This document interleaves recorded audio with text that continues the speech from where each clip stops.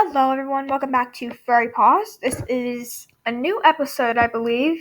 I haven't done an episode in a while, so this is going to be quite a new episode, Furry Paws wise. And I'm going to be caring for my dogs and showing you guys the general updates that have happened on this site.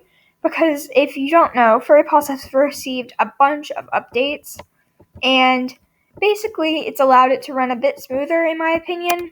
And I wish I had done a video of this earlier, but I actually had to get my my recording software fixed, and basically I didn't have time because I would have loved to show you guys the advent calendar, and the advent calendar is something that I find extremely interesting.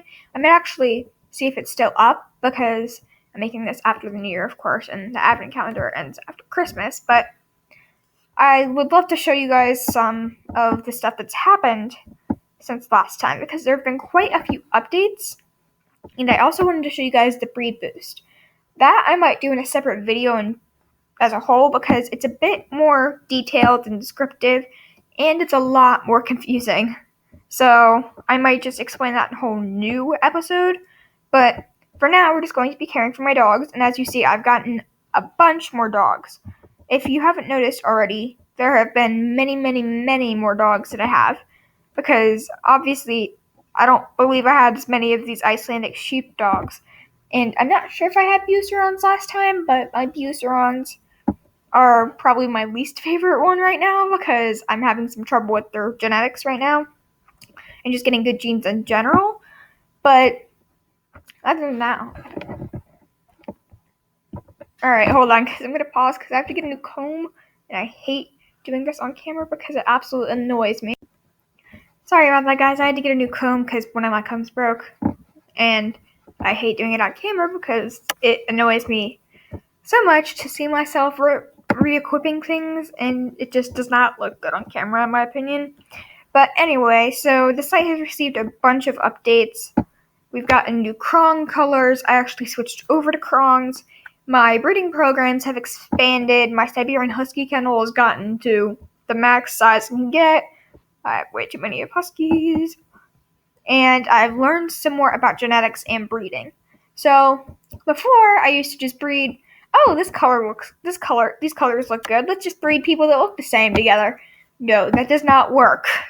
You have to actually look at their HH and HH levels. I know that sounds the same, but capital HH and lowercase hh. You want to compare the worst HH-wise, like lowercase hh-wise, to the best capital HH-wise. So I might show you guys that in the next episode, but in general, it's pretty much the same, and I actually learned that can help to improve your road to 24 capital HH.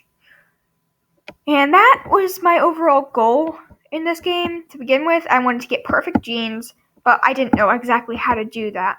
And remind you, when I started, I was pretty young. I used to actually tell people that I was older than I was, but I was really young still. And I used to basically just breed things together and not understand why that was happening. Which I find that ironic now because my friend just had 9 puppies and they can't be AKC registered, so basically she's afraid that they're not going to be worth anything. And I'm like, oh, they're going to be cute. You can get a bunch of money off of them. She's like, no, I can't because they're not AKC registered.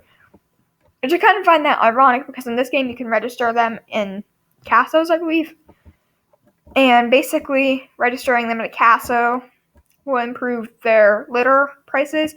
And that goes for like the AKC, whatever else there is.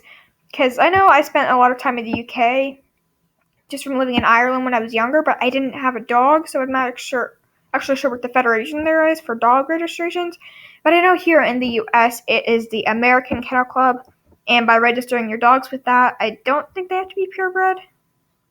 I think they can be mixed, like designer breeds, but I think they have to actually be pretty much straight on that dog. Like, I know my dogs are supposedly purebred Huskies, but really they aren't purebred because of evolution.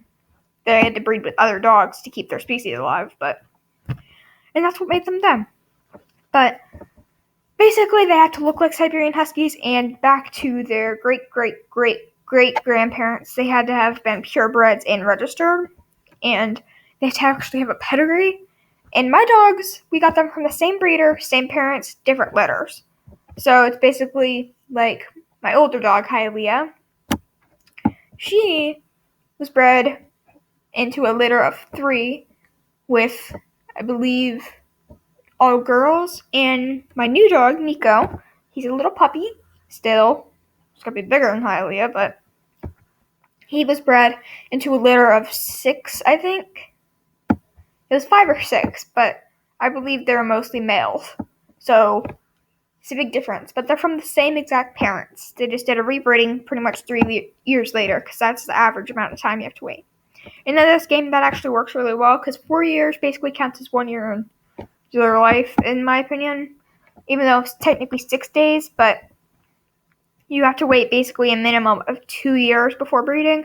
And if 6 days is equal to 1 year in this game, that will mean that since you have to wait 12 years, or not 12 years, 12 days in between breeding dogs on here, that will mean it's basically 2 years. So their breeders, Hialeah's and Nico's, they waited for a little bit longer, but I think that's because they're Huskies. And if they're purebred, you don't want to overbreed them because then the litter qualities go down. And that's kind of the same in this game. The more you breed, the less quality there is to the puppies. But overall, I'm pretty happy with the updates that Furry Paws has received. And I'm excited to show you guys some of them in future episodes. So as you see, I've been taking care of my dogs. Oh, here's my new favorite, River. I'm not sure if I had her last time I did a video, but she is my absolute favorite. She's gorgeous, and I have her leash down here. That's what she looks like. This is just an image bank picture that I absolutely love. I adore this picture. And basically, she's my new favorite. I don't know why, but I think I love her name. I love just who she is, what she looks like. She's a great puller, which is actually what she's trained in, is pulling. And she is basically my experimental because I made the mistake of a few days ago, I believe, letting my dogs go without care, everyone except for River. And she actually showed that since she had training and competing, she did a little bit better in her competitions than all my other dogs who had been untrained for 1 day in between. So that's my little Furry Paws experiment. And I actually recommend doing a few of those yourself because they can help to kind of show you what's going on with your dogs. Like if you leave them for a day, what will happen. I recommend only doing it with one dog. I did it with all my dogs, and I mean the effects were pretty much the same. Also, her mate Chance is another one of my favorite. I mean, look at that fur. He is adorable. My Alaskan Huskies are not the worst group. They are by far one of my smallest groups, but they're not bad at what they do. I mean, they're quite good. I enjoy working with my Alaskan Huskies. I think a little bit more than my Siberian Huskies, but my Icelandic Sheepdogs are probably my most well-organized group. They have the most capital HH, and they have LALA in their genes, which makes them have larger litters, aka meaning more money for me because we can only keep one from a litter when you're not elite, and all the rest are sold. So you get that money times however many pups you have based on the quality, and that all goes into your bank. I have 7 million FPP, no, not FPP, FPD. FPP is Furry Paws points, and it's like the elite currency, basically.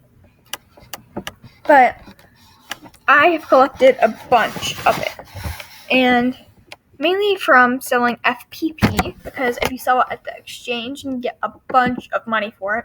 And usually I've been swapping things for, like, if someone lists it for, like, $1 million, like, that's cheap. Usually people list it around $1.4 million, and that's more expensive. That's $400,000 more dollars than I could have paid. So overall, I just look for deals. I snatch them when I can, and that's how I make so much money. I also sell some rares, but I'm sitting on a few right now, and by sitting on, I mean I'm waiting to sell them. This is a really good strategy, and I might do a few future episodes on this, but overall, I think that's it for this episode, guys. So I hope you guys have a great New Year, and I will see you guys all later. Bye!